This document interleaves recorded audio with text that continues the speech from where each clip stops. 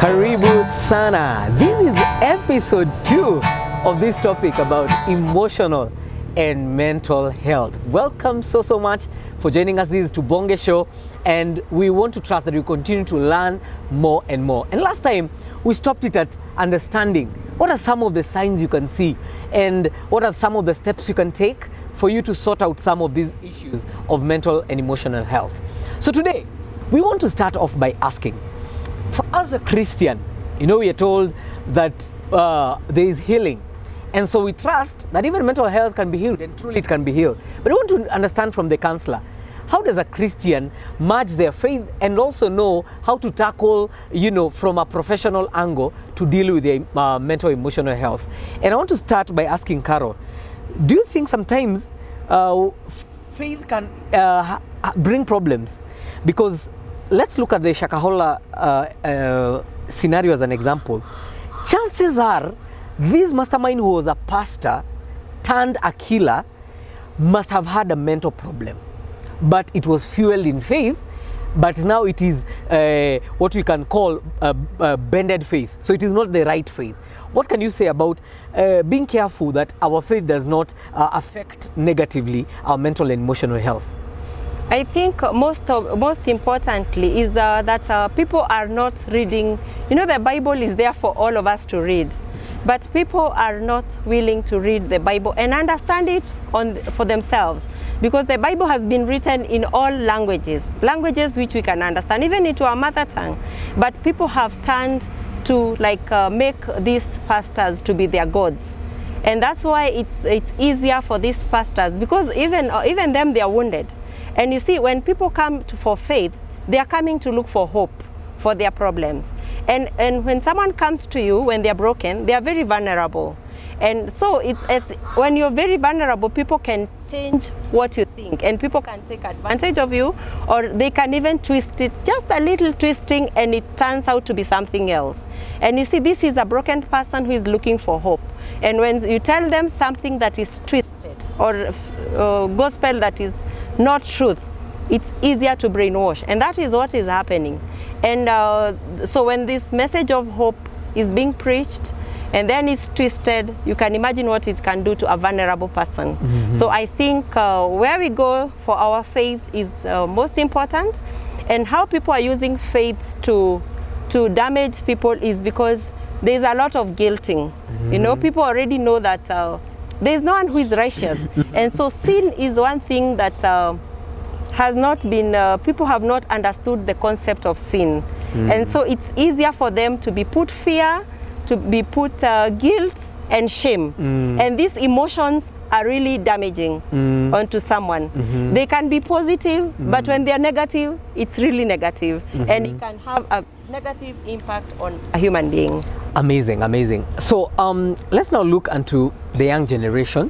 Right now they're being called Gen Z, and the parents are struggling to understand the young people. And truth be told, they're facing more kind of psychological issues. And sometimes you're thinking, I've taken you to school, I took you out last weekend, I bought pizza, so you're good. And then I've heard of cases of children just committing suicide, and the parents are wondering what went wrong. What do you think are some of the issues that the young people are facing that the parents sometimes are not getting? What is wrong, and what are some of these issues that are causing some of these problems? First of all, let me say this, that most of these mental illnesses, from what I've garnered, it's either genetics. And genetics, there's nothing much we can do about it. We can only correct.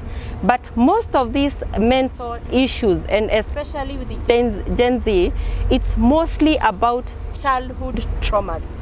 So this is where I want to talk to the parents as a mental professional, that parents, we need to be very intentional in how we parent these children. We cannot parent our children, our Gen Z, who are exposed to internet, to all this connectivity in the world. The world has become like a global space. So there's no more cultural boundaries. So these children are exposed to a lot, but we want to parent them the way we were parented. Of course, we need to change the way we were parented. With these children, we cannot use dictatorial kind of parenting. Dictatorial parenting is where it's either my way or the highway. It won't work with a Gen Z. Remember, they have a lot of information. They know their rights. So we need to change our parenting skills, because this is what I feel is what is affecting Gen Z. We need to change our parenting skills to a parenting skill that is called authoritative. I think because we are also connected to internet, let us read about authoritative parenting style. This is where there is talk. We talk. We understand them. They understand us. When we give them rules, let us not be the cop here. Let us have a sitting. We sit and we understand each other. That is the only way we are going to rescue the Gen Z, because this is what is bringing a lot of issues. And parents, another thing, as you go around in the house, know that these children are looking up onto you. They are more, children grow out of what they see. It's monkey see, monkey do. So when we are going about in the house, let us look how we're behaving. These children are watching. And even how we are talking. Let us be intentional parents. And we are gonna save this Gen Z, because that's the only way to save this generation. Interesting, because I've realized the young people, they are more and more having a very big need for affection. And you see, most of us, very few of us told us the words, I love you. I love you ni kuna mchele na kuna mkate. That's I love you. Yes. But these ones, they have a bigger need for affection. Yes. But there is room to be firm. Very important, because they need to know the rules. But they need to know that you care for them. Yes. Because if you don't, they feel like they want to get it out there. Yeah. But I want to come to the question that we had gotten from the previous episode, where we asked, do all of us need a therapist? And on that, if so, how often do you think we should even visit a therapist? Do you only need to see a therapist when you umefika mwisho, you feel like you're depressed, or you can even go when you're okay, but you're just trying to mend your life and put yourself together? How can you recommend visiting a therapist? Like, how can you go about it? Okay. What I can say, I've understood very well, and this is something we don't do, but we take our cars to car wash. We go to the barbers, we go to the salon, we do self-care, we go to the dentist for checkups, we go for health checkups. Who takes care of our brain, which is our machine, which is our control tower? We need to go for regular checks and regular talks with our professionals. Personally, I said at least I go once in a month, because I need to debrief. You know, I have traumas. You know, no parent is a perfect parent. So even me, I have issues from my childhood traumas, and I make sure that I keep going so that I can get more information. So I can recommend, like, whenever you feel like you're not at your best, visit a professional, a mental health professional, have a talk. You know, the way we talk with our friends, I recommend that we go and see the mental health. Tap a story. Yeah, like me, I feel more free talking with my therapist, because I know, unlike a friend who I can share, and then waende wa share na mwingine, a mental health ni mtu amechukua oath, so they can never share your details. So it's one space that I feel is so safe. So I can say that hii ni kitu tunafaa kuzoea. Ukijisikia uko sawa, look for a therapist, uende umtembele, muende muongee, talk about nothing. Even out of talking, unaweza gundua vitu nyingi sana zenye zimekuwa zikikusumbua. You know, that what stands between you and your happiness and your joy. Because I can tell you for sure, you know, we are looking for joy in things. We are looking for joy in properties, in a lot of earthly things. But what is disturbing us, yenye inatunyang'anya joy, si hata hizo vitu, ni hiyo mental disturbances and mental issues ndio zinatusumbua. But once you get peace up here, and then all those things are added unto you, I can tell you. Wow. It's so freeing. Yeah, so I can recommend it anytime. Ni Wow. kitu tunafaa kuwa tunafanya every now and then. Let us normalize this. I cannot Amazing. emphasize it more. Wow.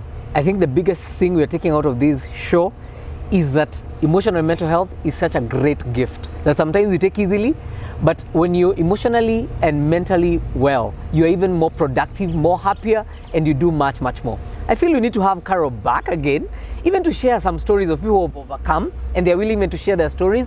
So we can share some of those experiences and we can be able to learn. Yeah, now that you said this, I want just to share. I'm just from seeing someone, but this was not on a therapy session, it was just on a friendly talk. And this girl who is a Gen Z was telling me how much she didn't get hugs from the parents, you know.